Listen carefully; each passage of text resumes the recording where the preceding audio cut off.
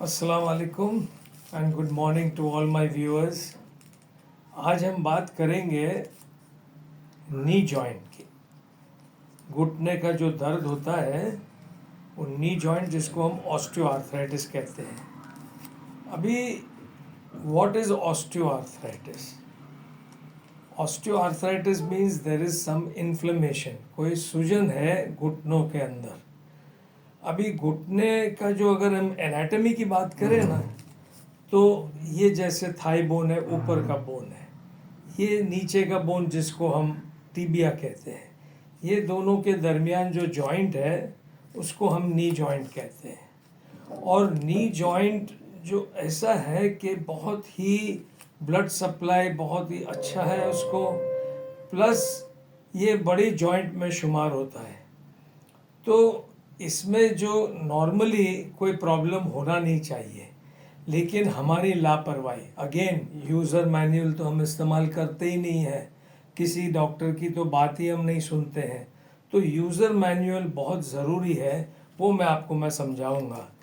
तो पहले हम इसमें ये करते हैं कि ये जो ऊपर वाला बोन है जिसको फीमर कहते हैं, थाई बोन, और नीचे वाला टीबिया, ये दोनों के दरमियान एक कार्टिलेज है। कार्टिलेज मीन्स एक कुशन है।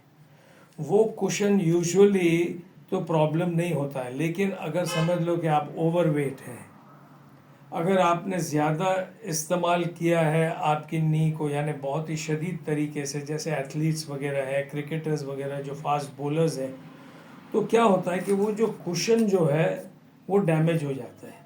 और अगर नहीं हम करते हैं, जैसे नॉर्मल बंदा भी जो है वो भी usually after the age of 50-55 वो सख्त हो जाता है। सख्त मीन्स इट बिकम्स हार्ड। तो क्या होता है कि कोई काम हम करते हैं, जैसे अभी मुस्लिम्स हम हैं, हम नमाज़ पढ़ते हैं नीचे, वो नीचे नमाज़ पढ़ने से भी वो जो कार्टिलेज जो है वो ऐसे बेंड होने से वो क्रैक हो जाता है किसी जगह पे। वो जब क्रैक हो जाता है तो उसमें क्या है कि ऊपर का जो बोन है और नीचे का बोन वो कहीं पे वहाँ पे टच होता है, क्योंकि वहाँ पे पॉइंटेड तो है ही, तो वो जो है फिर उसमें सूजन आ जाती है। अभी हमें जो है ना, देखो, एहतियात जो है बहुत ही ज़रूरी है। सो इलाज से बेहतर एहतियात, ये तो है, prevention is better than cure.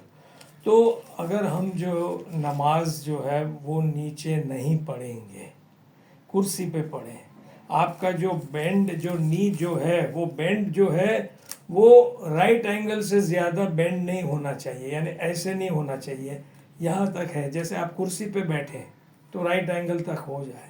Commode का इस्तेमाल करें। अभी क्या है कि एक जो प्रॉब्लम ये है कि किसी को इस्तेमाल नहीं करना है कमोड, क्या बोले नहीं नापाकी है, ये ऐसा नहीं है। सी देखो, जैसे अगर हमको नज़र नहीं आता है सही से तो हम ऐनक का इस्तेमाल करते हैं, सुनाई नहीं देता है तो हम आला लगाते हैं ना।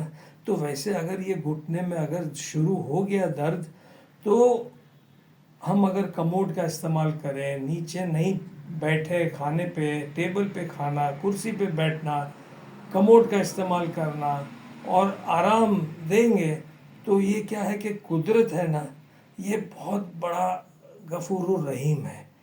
ये जो कार्टिलेज डैमेज हो जाता है वो अगर 50% से कम है तो बहुत ही आसानी से over a period of 2 to 3 months वो कार्टिलेज फिर से फॉर्म हो जाता है और आपका कुशन बरकरार रह जाता है। तो इसके लिए क्या है कि आपको बहुत ही ज़रूरी है आराम करना, और ये जो मैंने बताया ये अगर आप इस्तेमाल करेंगे ये तरीके, कोई प्रॉब्लम नहीं। लेकिन हम तो क्या है कि मुल्ला का इस्लाम ज़्यादा इस्तेमाल करते हैं अल्लाह के इस्लाम की निस्बत। तो इसके लिए ये जो प्रॉब्लम्स हैं होते हैं, हम ये कहना चाहते हैं कि इसमें अगर आप आराम करो, आराम मीन्स नॉट बेड रेस्ट, चलना फिरना ये सब करो, for the first 1 week 10 days आपको आराम करना है, लेकिन उसके बाद अगर आप वॉक करो, ये सब करो, लेकिन ये जो नीचे वाला जो है तो कोई मुज़ायका नहीं है। इसके लिए ये आपको ख्याल रखना है। और अगर मैं आपको ये भी मैं बता दूं कि अगर आप सही से, अगर आप यानी थोड़ा थोड़ा दर्द शुरू हो गया और आप समझ लो कि ये एहतियात करोगे तो मैं आपको कहता हूँ कि almost 50% of the patients can avoid knee transplant surgery. जो मसनूई जो नी लगाते हैं मसनूई, वो आप अवॉइड कर सकते हैं। तो आप देखो ज़रा सा भी ऐसा दर्द महसूस हो तो फिर ऐसा नहीं है मफरूज़े पे मत जाओ कि इसको झटक दो, ऐसा करो, कोई मसला नहीं है, आप करते रहो, प्रैक्टिस करो तो आपका ये नी जॉइंट ठीक हो जाएगा, नहीं और डैमेज हो जाएगा। तो आप बहुत ही संभाल के अगर आप करेंगे तो कोई प्रॉब्लम नहीं होगा इंशाअल्लाह। खुदा हाफिज़।